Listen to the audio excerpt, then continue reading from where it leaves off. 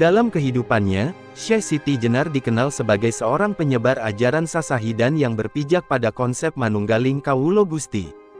Dari ajarannya ini yang dianggap menyesatkan oleh para wali songo yang lainnya, berdasarkan informasi yang berkembang, akhirnya diputuskan oleh para wali untuk membunuh Syekh Siti Jenar.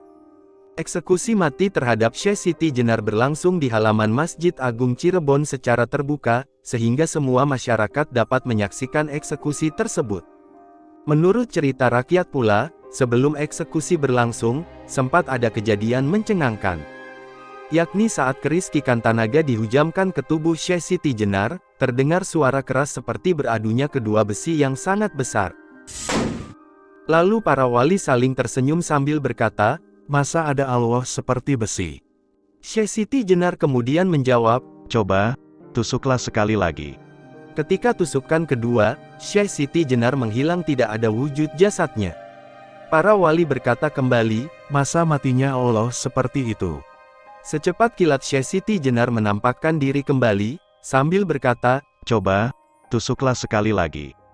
Ketika tusukan ketiga, Syekh Siti Jenar membujur tergolek di lantai masjid, dari lukanya keluar darah merah, dan para wali berkata kembali, "Masa matinya Allah seperti itu?" Pada saat itu Syekh Siti Jenar bangun, hidup kembali tanpa luka dan berkata, "Coba, tusuklah sekali lagi." Kemudian pada tusukan keempat, Syekh Siti Jenar rebah, mati, dan dari lukanya mengalir darah putih. Seketika itu, para wali berkata kembali, "Masa matinya seperti cacing, karena berkali-kali tusukan selalu mati, hidup, mati, hidup." Maka, Syekh Siti Jenar berkata, "Lalu, harus bagaimana mati saya menurut keinginan Anda?" Dan dijawab oleh seluruh wali, "Biasa, seperti orang tidur, badannya terbujur lemas, begitulah mati bagi seorang insanul kamil."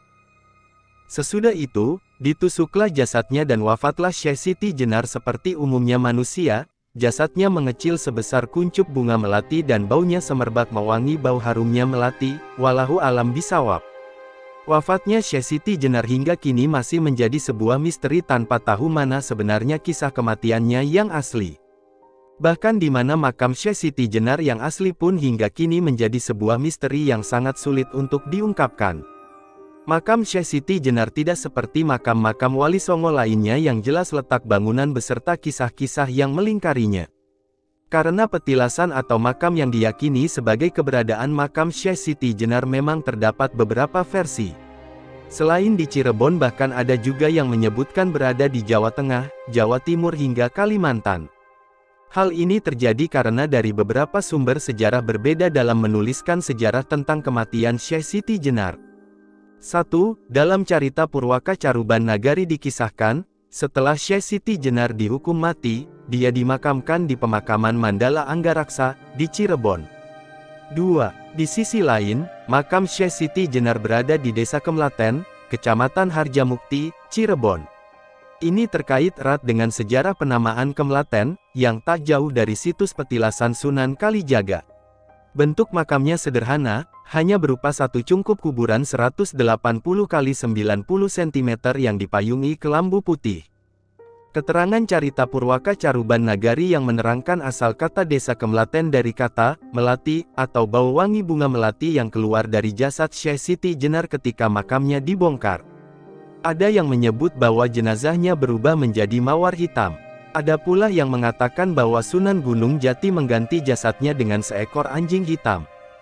Hal itu dilakukan Sunan Gunung Jati karena beliau meyakini nantinya pengikut Syekh Siti Jenar akan memujanya setelah kepergiannya. Sehingga jasadnya dipindahkan oleh Sunan Gunung Jati ke tempat lain. Namun beberapa masyarakat lainnya tidak mempercayai kalau makam Syekh Siti Jenar dimakamkan di situ. 3. Dari literatur, ada yang menuliskan bahwa makam Syekh Siti Jenar berada di kompleks pemakaman Sunan Gunung Jati. Namun pernyataan ini banyak yang menentangnya dan sumber sejarah lain menuliskan letak makam Syekh Siti Jenar bukan di area pemakaman Sunan Gunung Jati, di Gunung Sembung. 4. Sedangkan sebagian sumber sejarah lainnya menganggap makam Syekh Siti Jenar di Bukit Amparan Jati, Gunung Jati yang tak jauh dari makam Syekh Datuk Kahfi. 4. Masyarakat Desa Lemah Abang, Kecamatan Doro, Pekalongan percaya bahwa makam Syekh Siti Jenar ada di daerahnya, petilasan ini berada di daerah tinggi dan terdapat beberapa pohon besar di sekitarnya, yang tidak jauh dari pemukiman penduduk. Pada sekitar petilasan terdapat sejumlah makam yang terletak di bagian kiri dan kanan jalan masuk ke tempat bangunan utama petilasan yang hanya terdapat satu makam. Di makam Syekh Siti Jenar itu setiap 1 tahun sekali diperingati haul. 5. Sedangkan penduduk Mantingan pun meyakini bahwa makam Syekh Siti Jenar yang memiliki nama asli Raden Abdul Jalil berada di kompleks makam Kalinyamat di sekitar Masjid Mantingan, Kecamatan Tahunan, Kabupaten Jepara. Di komplek ini juga terdapat makam Ratu Kalinyamat, Sultan Hadirin, dan beberapa makam kerabat Ratu Kalinyamat. Kalinyamat adalah seorang ratu dengan nama asli Retna Kencana, puteri Sultan Trenggono yang merupakan Raja Demak tahun 1521 sampai tahun 1546. 6. Ada lagi yang menyebut bahwa makamnya berada di Desa Balong Kecamatan Kembang Kabupaten Jepara, Jawa Tengah. 7. Terdapat pula pendapat bahwa Syekh Siti Jenar dimakamkan di bawah pengimaman Masjid Demak. Sengaja dimakamkan di sana sehingga tidak bisa dicari pengikutnya. 8. Penduduk Tuban pun juga meyakini bahwa makam Syekh Siti Jenar terletak di daerah mereka. Ada yang menyebutkan makam Syekh Siti Jenar berada di daerah Gedongombo, Kecamatan Semanding, yang berjarak sekitar 3 km ke arah selatan dari pusat kota Tuban, Jawa Timur. Makamnya berada di tengah makam desa dan berdekatan dengan Masjid Syekh Siti Jenar. Nama Syekh Siti Jenar tertulis di gapura masuk kampung dan gapura makam. 9. Sementara itu menurut sumber cerita tutur penganut tarekat Akmaliyah yaitu tarekat yang ditujukan kepada Syekh Siti Jenar, makam Syekh Siti Jenar tersebut dinyatakan hilang karena sesuai wasiat yang bersangkutan pernah berpesan kepada para pengikutnya agar kuburannya kelak tidak diberi tanda. Hal ini memang yang dikehendaki oleh Syekh Siti Jenar, supaya makamnya nanti tidak dijadikan tempat pemujaan. 10. Namun, ada pula yang berpendapat Syekh Siti Jenar wafat secara moksa, di mana jasadnya menghilang terserap menjadi ruh dan terbang ke surga.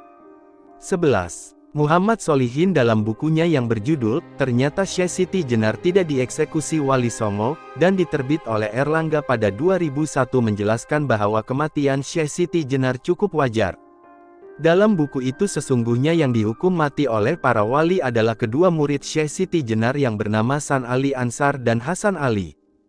Dalam beberapa babat dan hikayat Jawa pun, menerangkan dua orang ini dianggap sebagai satu orang yaitu Syekh Lemah Abang atau Syekh Siti Jenar sendiri. Padahal, keduanya memiliki konflik dan persoalan yang berbeda-beda. Kedua orang inilah yang dihukum mati oleh para wali. Sementara Syekh Siti Jenar meninggal dunia secara wajar dan disemayamkan di sebuah dukuh terpencil sebelah selatan Dukuh Lemah Abang di Cirebon. Dia dikuburkan secara terhormat oleh para wali di Astana Kemlaten.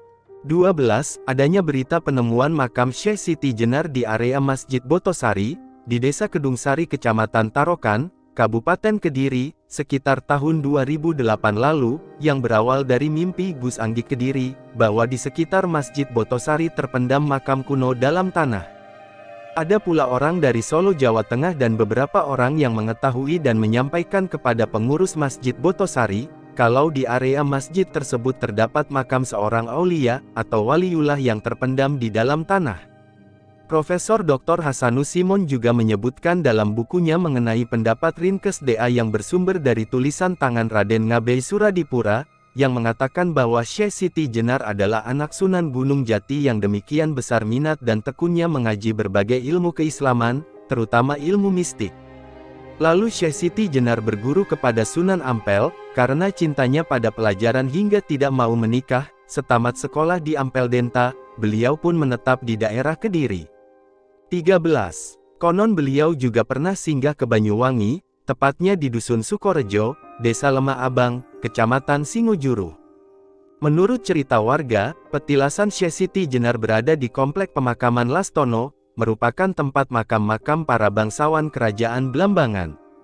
Penemuan ini bermula saat banyak warga yang mencangkul di area Lastono lantas menemukan pondasi dan makam. Sekilas sejarah Blambangan dan kedatangan Syekh Siti Jenar ke Banyuwangi melalui cerita turun-temurun warga di daerah tersebut.